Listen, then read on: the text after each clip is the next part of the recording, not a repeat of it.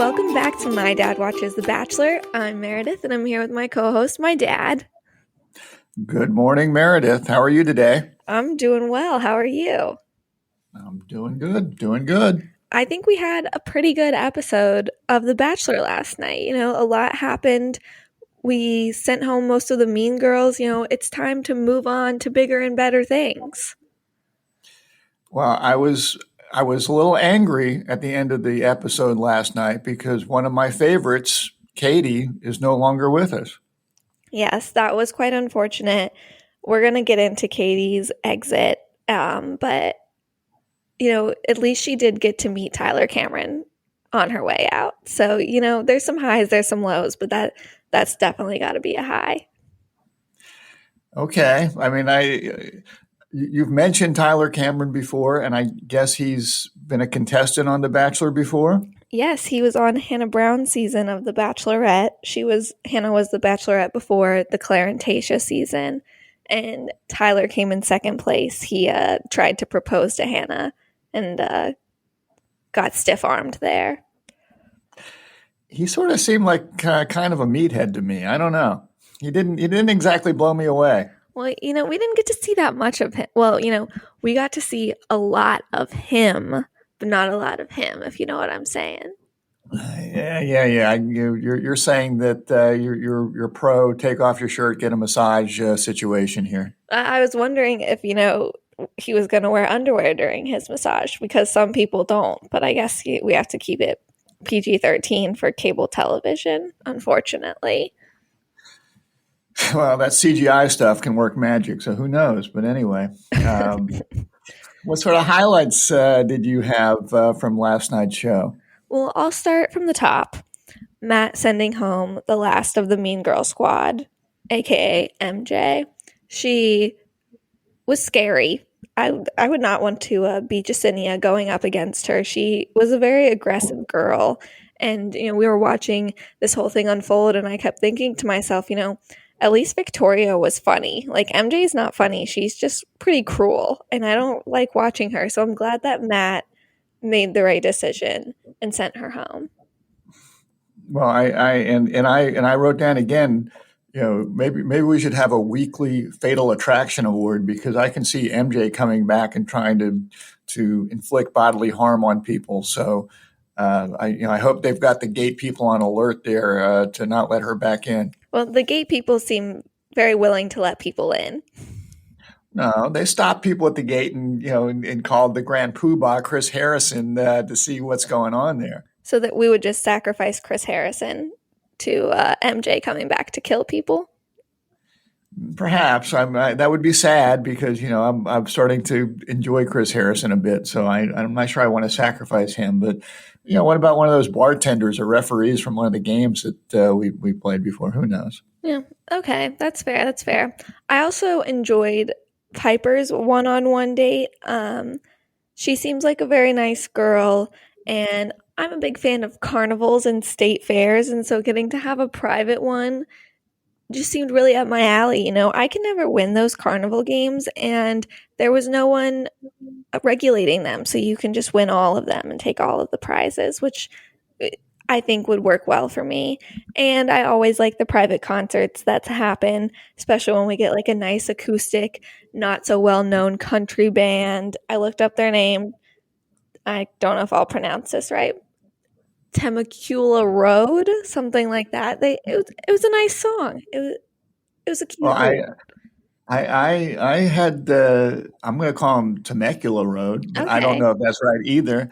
But I enjoyed their little song as well, and I was just thinking, I would think it would be a really good career gig to be playing on The Bachelor, because people like you and I would look them up and listen to some of their music. And I did think that the Temecula Road appears to be a trio, two young ladies and a young man. The man looked like he could use some fashion advice from Kit. I thought his outfits didn't seem to be working for me. Well, I don't know. Some bad luck there that it was Piper on the date and not Kit. It could have been like the afternoon portion of the date was styling the band, and then the evening portion was the private concert. So I was fine with the date. I thought it was pretty cool that they were walking through the woods and it's dark and a little scary, and then they turn the lights on and there's this cool looking carnival. But to me, it was a little bit sad that it was just them there. It just, I guess it's just sort of a COVID kind of thing. It sort of felt like a Duke Carolina basketball game with no fans in the stand. It's still good, but it's not the same. So it made me a little bit sad. Is it still good when neither teams are ranked?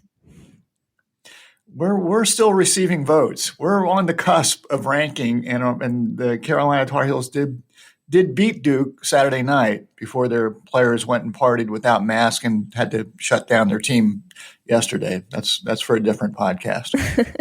Well, I think that it didn't seem sad to me that they were the only ones. Like, I thought it was kind of cute, but like something, I think mom said this to me when I was young, like something about those fairs and carnivals that can just like travel and build up the rides and tear them down so quickly, like kind of scares me for some of those rides where like you go upside down, and like the ones that spin you in circles and make you look like you want to puke. Like, I don't know if I would have wanted to do that with the guy I'm dating. Like, I don't think that would have been a good look for me. And there's always a part of me that thinks that like a screw's going to come loose and this whole thing is going to fall apart.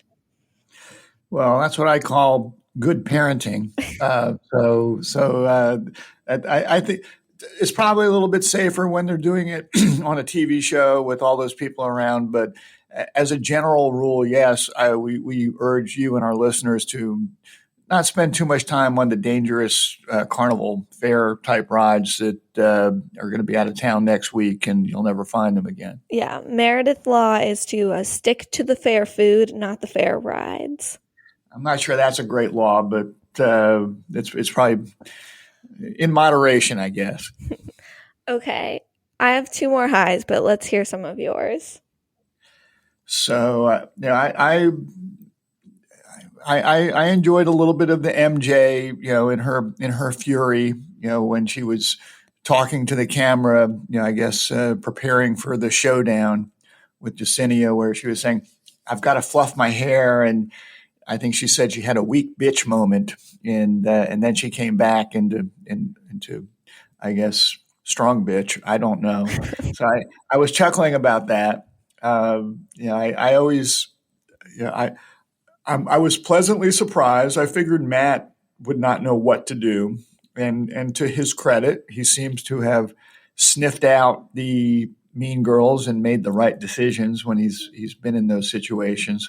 So kudos to Matt, the investigator. Yeah, he doesn't seem like the sharpest tool in the shed, but he somehow is a good judge of character. It makes me question whether or not maybe some producers are whispering in his ear, because I was kind of impressed that he went 3 for 3 on sending home the Mean Girls. I was wondering that as well, as someone giving him a little bit of help there. But however he's doing it, he seems to be figuring it out. I like the bowling date. I like the beer and the wings, and the fact that the ladies were smashing them into the gutters. I know you're more like you like the gutter guard situation there when you go bowling, but it just seemed more relaxed until they got into their silly competition. But anyway, I sort of like that. I put as a high that I was impressed that lots of the women could bowl pretty well without the bumpers, because I have bowled without the bumpers and my score has been pretty much a straight line all the way across. Gutter, gutter, gutter, gutter. So I would have been on the losing team, I think, unless it was Wii bowling, because I'm pretty good at Wii bowling. Is that still a thing? Wii bowling? I don't know. I think we still have a Wii in your home. I think you're really dating yourself. Well, I am. I round up to 30 now, so I'm getting old. But I was not impressed with a bowling date in general. Like, are we running out of ideas here? Like, this is. Well, it seemed normal. It's a normal date. A little beer, some snack foods. Chilling out. It seemed very normal. I guess that's why I liked it. But The Bachelor is not synonymous with normal. I know, but I like normal. That's perhaps why I have issues with The Bachelor. Okay. Well, my last high is our Lord and Savior, Tyler Cameron, is back on our TV screens and he's in his underwear. Um, I I love Tyler, big fan. Um, and I enjoyed watching him get pranked by Katie and Matt on their date. But I will say, like, if I were Katie, I would have probably gotten sent home too, just because I would be drooling all over Matt's best friend, like trying to flirt with him, trying to get with him. Like, Matt, who? You know, I think Katie should have, upon her exit in her black SUV, uh, tapped her driver on the shoulder and said, "Please take me to Tyler Cameron's room. Thank you." Well, who knows that masseuse that was working on Tyler Cameron might already be there. Who knows? Well, I think Katie is better than her. Well, I also enjoyed the pranking date, and it seemed like they were having fun. They seemed to be laughing, getting along very well. So uh, that just brings me to the low light Uh-oh, what's the low light? of Katie being sent home by stupid Matt James. And if you're going to introduce a girl to one of your best friends and they seem to be getting along well, they seem to be having a great evening, I just don't see how why he would have sent her home. After sleeping on it and tossing and turning all night thinking about it, it just seems to me that Katie and Matt really have had very little interaction since the first night when Katie made her grand entrance with her friend the vibrator, and things have just moved on, and she wasn't really on the train, and I guess I get that, but I think Matt has made a bad decision there. I think that Matt and Katie are in the friend zone. I don't see that spark between them. Like, Matt just seemed like he liked hanging out with Katie, had a good time with her, had a lot of fun, but like there wasn't that romantic spark there. And to be like, maybe, if we have 11 girls left, I don't think we necessarily need to be sending home our friends. I think we could keep our friends around for a little bit longer, but that's just me. I think we have some girls here that aren't our friends and we don't have sparks with, like uh, Serena P and Jasenia. Like, those types of girls, I think, should be heading out the door before Katie is. Well, isn't Serena P the one that he did have a one-on-one date with? I What? thought they seem to have I thought they seem to have a pretty good spark. Is Serena Seed that one Oh, that one that seems to be ready to pick a fight with about anybody at this point in time, was going at it with Katie, and is yes, that's the ready one to I'm go, talking about. ready to go at it with the new blonde girl. Another reason to get rid of her. We don't need two Serenas. It's confusing. I agree. I agree with that. Okay. Do you have any other lows? So I guess my other low is I don't like the way Matt plays this whole "we're not having a cocktail party" game. All the ladies are getting dressed up, and they all need their time to talk to Matt, and he has a bump in the road here or there, and it's like, I'm canceling the cocktail party. I know what I want to do, and I just think that's puts the ladies in a bad situation. I don't like the way he's playing that game. In Matt's defense, that's a very common occurrence in the franchise that everyone's going to get all dressed up and Chris Harrison's going to be like, "Oh, the lead knows what they want to do. We're not going to have a cocktail party." So it's not just a Matt thing, but also, like, if you were in Matt's shoes and you knew who you wanted to send home, why are you going to sit through a conversation with that person and like listen to them tell you about their like sad life story and try and make a connection with you when you already know you're going to cut it off? So it's putting these girls out of their misery. Well, this is at least the second time this has happened this season, I don't I know. think. Seems very common. And Matt doesn't really give me the sense when he's handing out roses that he actually knows what he's doing. So maybe he knows part of what he's doing. If I've got to give out 11 roses, maybe I know 5 of them or 6 of them, but I'm not convinced that he actually knows what he's doing. So I think maybe the cocktail party could help him with that. But yeah, with all that said, I'm not a big let's hang out at a cocktail party for hours on end person myself.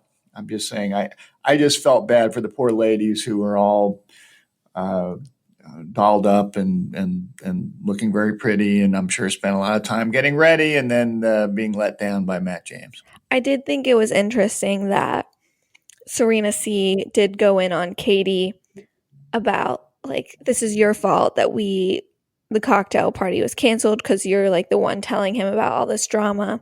But like no one's mad at Jasenia for having that like little 2-on-1 and like ratting out MJ and taking Matt's time. Like they're only mad at Katie. I thought that was interesting.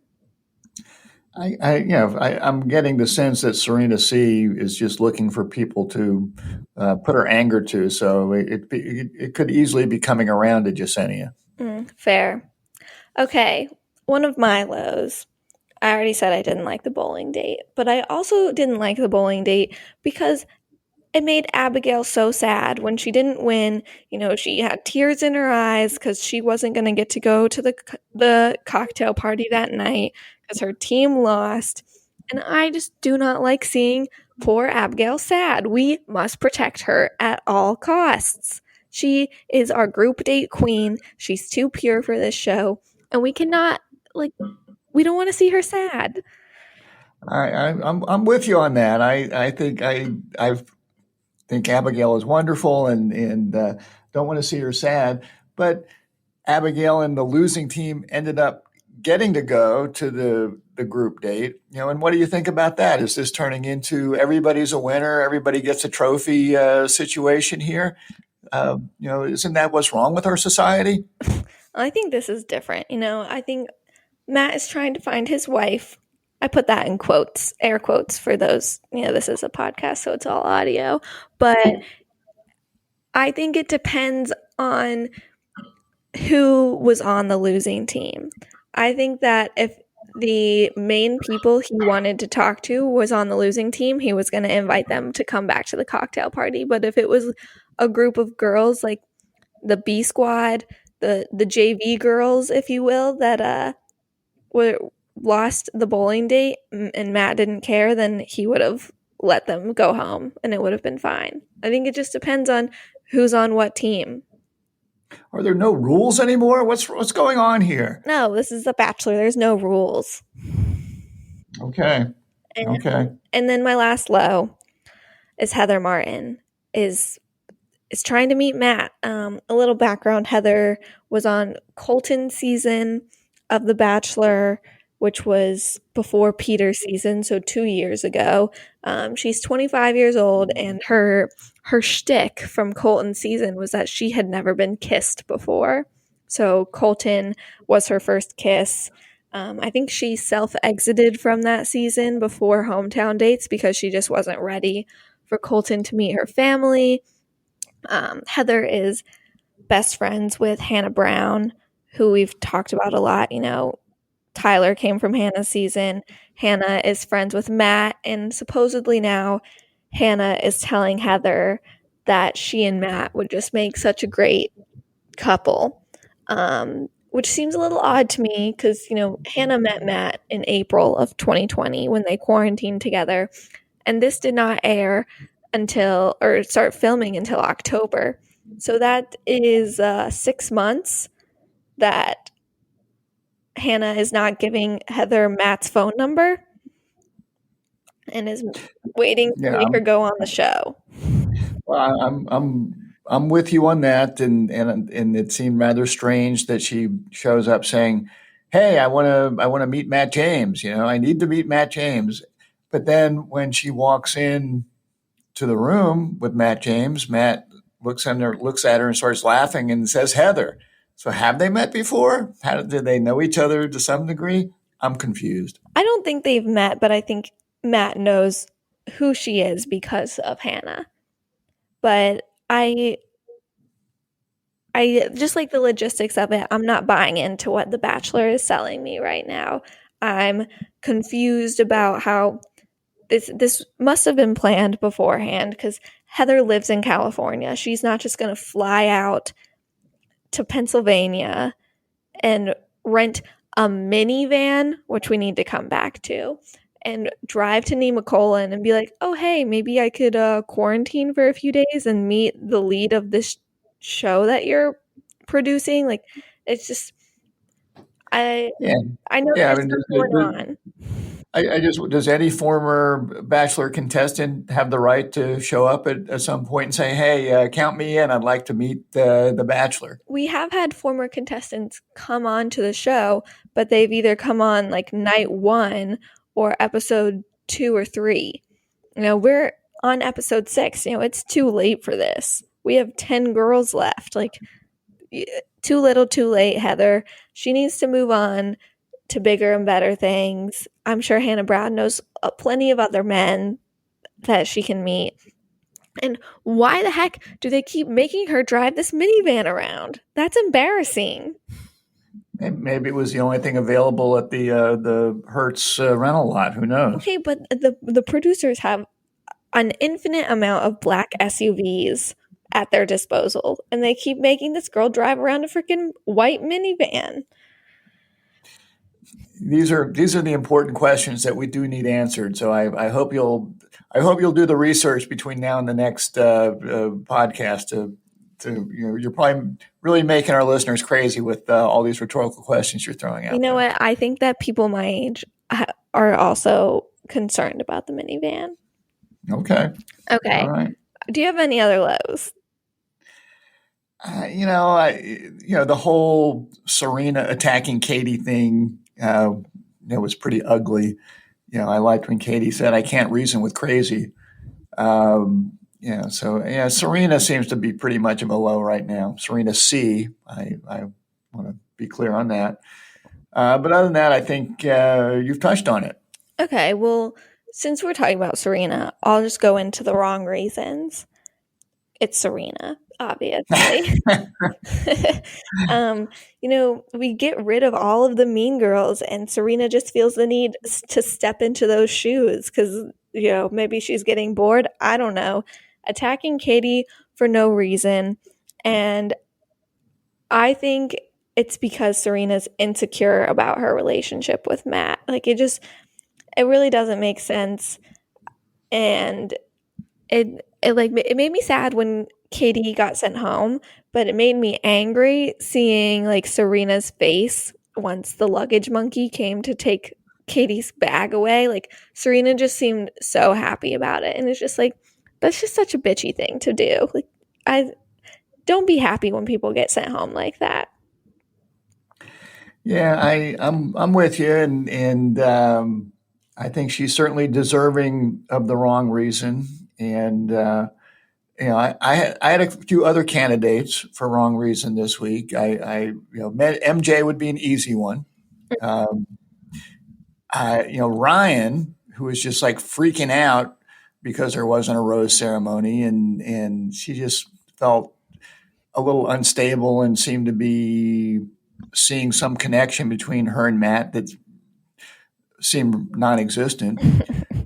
But to me, the real wrong reason was our friend Heather Martin, who, as we've already discussed, just sort of shows up and she thinks that Matt can be her husband, and I'm just sort of wondering some of the same questions as you of why now if your friend really thought that you should meet Matt, I would think there would have been opportunities, and it just uh, felt so orchestrated that I didn't like it, and I was getting a little tired of her little quarantine videos. So anyway, I was putting as wrong reason our friend and newcomer Heather Martin. Well, Heather is kind of screwed either way because Matt is really not into blondes. We do not have a single blonde left on this season. I mean, if we're counting Heather, she would be the only one. But Matt was very quick to get rid of the blondes. So I don't think he's going to be into her. Well, I and it looks like the Mean Girls are back if we take into account the preview for next week, because it looks like Heather Martin is going into a very quick tailspin of they're being so mean to me. Yeah, it doesn't look like it's going to be pretty next week. So, right reason. I'm hoping we agree on this one. I think it's Katie. Um, Katie is a super mature woman and she knows what she wants out of a partner, but she still likes to be goofy and playful. And I think she just really knows who she is as a person and she knows what she wants. And I think that she can do a lot better than Matt. I think she has way too much personality for Matt, who is like a wet blanket.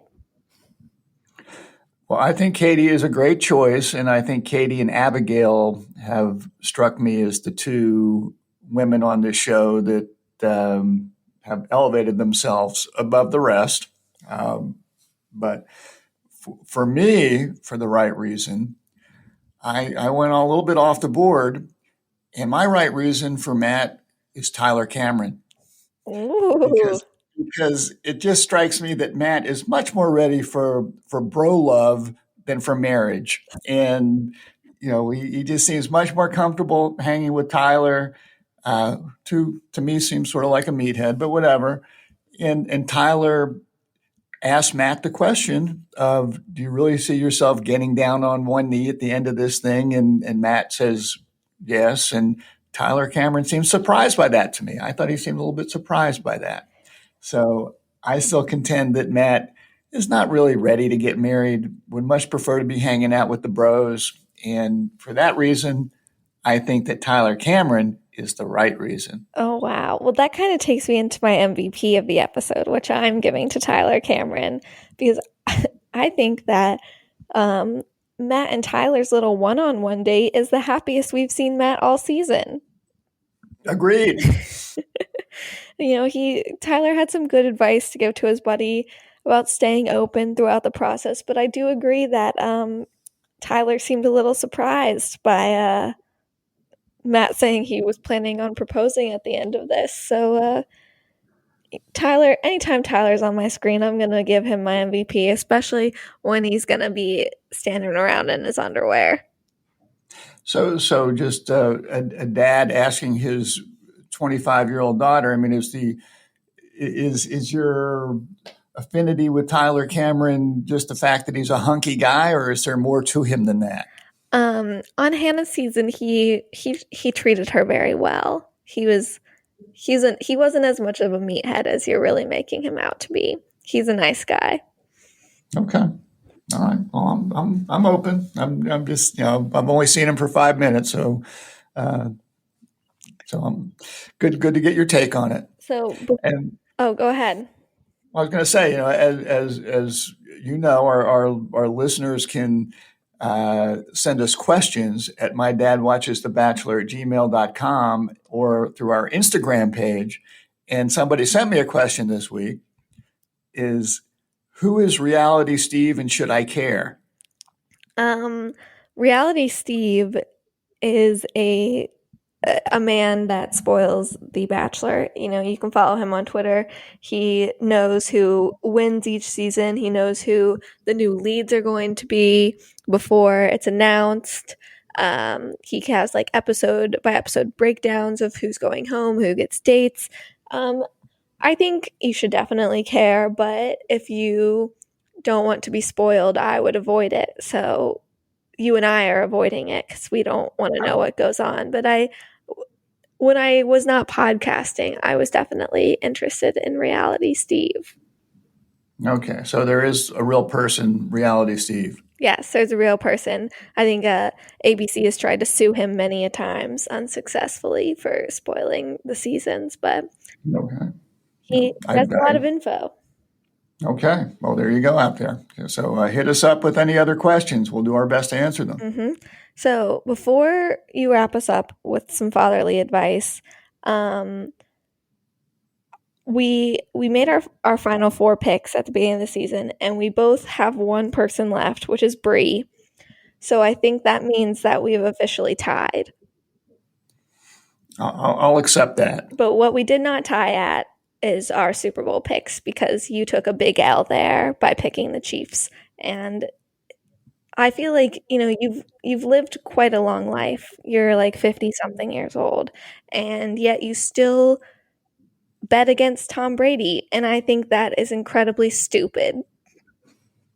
Well, I appreciate your critique of my gambling, and and with that said, hey, hats off to Tom Brady and Gronk and Tampa. They kicked Kansas City's butt. I put too much stock in young Patrick Mahomes, who I thought did everything he could. I didn't think he got a lot of help. I thought the Tampa Bay defense played great, but hey, Tom Brady has all my respect, and I enjoy Gronk, as you know. So congratulations to you, who you used to claim to be a New England Patriots fan, but apparently you're just really a Tom Brady fan. Yeah. Well, I think it's been known that I'm a Tom Brady fan. I've already bought my Tom Brady Super Bowl merch, so I'm ready. This has been a great season for me personally, and I think it's just pretty great that statistically it's more likely for Tom Brady to win a Super Bowl than it is for Steph Curry to make a 3-point shot. So, uh, Okay. Tom Brady is the GOAT. Tom Brady is the GOAT when it comes to quarterbacking. So, yes. I saw something on Twitter where someone was claiming that he's the greatest athlete of all time. And, I'm not sure how athletic Tom Brady is, but he is the greatest quarterback of all time. Yes. So, anyway, can I share some fatherly advice with you? Please do. Okay. So, two things this time. Number one, the date that Matt had with Piper, she was talking about her family and how they don't talk about love, and just want to say it's okay to express your feelings. It's okay to tell your kids. This is more advice for the parents. Tell your kids that you love them and that you're proud of them. So, Meredith, I'm proud of you. I love you, even if you have this infatuation with this silly show. And if your brother is listening, which I doubt that he is, but I love you too, and I'm very proud of you as well. So anyway, it's okay to express those feelings. So I share that. And the other piece of advice I'll share is you really want to find somebody out there that you can laugh with. Laughing goes a long way to having a strong relationship and enjoying yourself. If you can prank together, you can stay together. You made a mistake, Matt James, in sending Katie home. It's okay to laugh. It's okay to laugh at yourself. Use that as one of the foundations of your relationship. So take that. I think that's some good advice. That's why I'm here. Yeah, sometimes it's a little questionable, but today, 2 thumbs up. Thank you. All right, well, join us next time as we discuss more of Matt's season from the right perspective and my dad's.